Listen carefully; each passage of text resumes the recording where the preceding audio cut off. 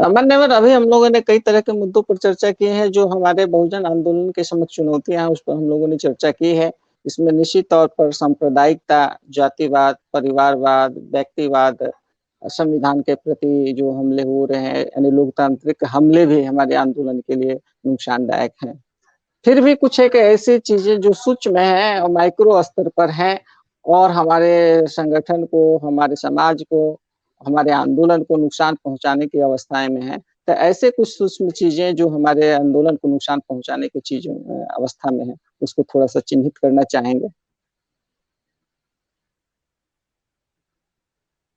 हमारे आंदोलन को जो सबसे ज्यादा जो नुकसान पहुंचा रही है वो है जातिवाद।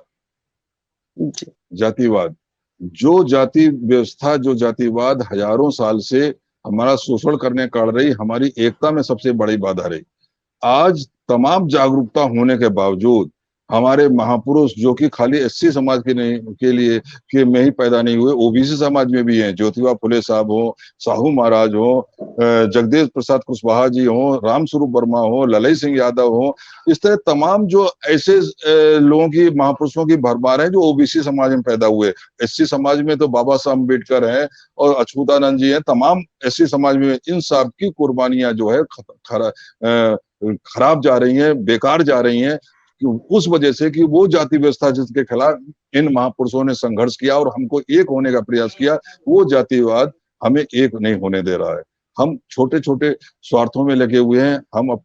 हम क्या करते हैं, हम देखते हैं कि यदि हम भाजपा को कितनी भी गाली दें, लेकिन भाजपा ने यदि हमारी अपनी जाति को जो टिकट दे दिया, दो दे दिया, तो वो पूरी जाति को जो है कृतज्ञ मान लेता है, ऋणी मान लेता है, और उसका ऋण चुकाने में समाज के सामने आ जाता है। और भाजपा यही कर रही है कि छोटी छोटी जातियों को उनको रेवड़ी बांट रही है और वो पूरी जातियों को खरीदने का काम कर रही है। तो इस जातिवाद से हमें मुक्त पाना होगा, और जब तक हम ये जो जातिवाद में हम बटे रहेंगे, तब तक हम कभी एससी समाज ही एक साथ नहीं हो सकता। और हमें इस बहुजन की संकल्पना को अगर सार्थक करना है, तो पहले हमें एससी समाज को एक करना होगा। और जब एससी समाज होगा, विभिन्न तो होगा, और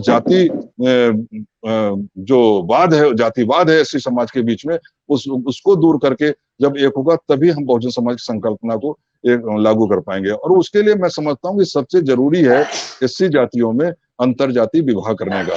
हम जी। बात तो करते हैं कि अंतरजाति विवाह हो, ओबीसी से भी विवाह हो, सबसे हो। हम जो एससी जातियां वही आपस में शादी ब्याह नहीं करती हैं, इसके लिए भी सामाजिक संगठनों को आगे आना होगा।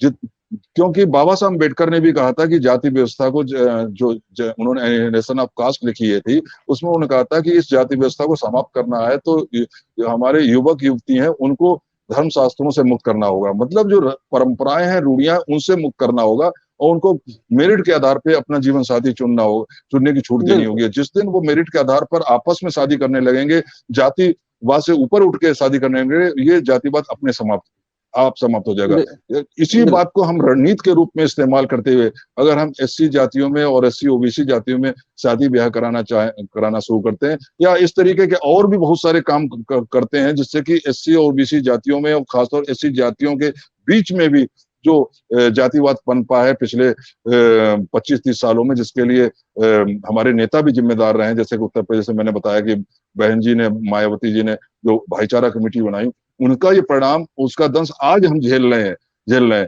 उसको अगर समाप्त करना है, तो हमें नए सिरे से उनके बीच को जातिवाद को समाप्त करने का प्रयास करना होगा। यदि एससी जातियों के बीच में जातिवाद समाप्त हो गया और वो एक होकर काम करने लगे, तो निश्चित रूप से ओबीसी भी हमारे साथ जुड़ेगा।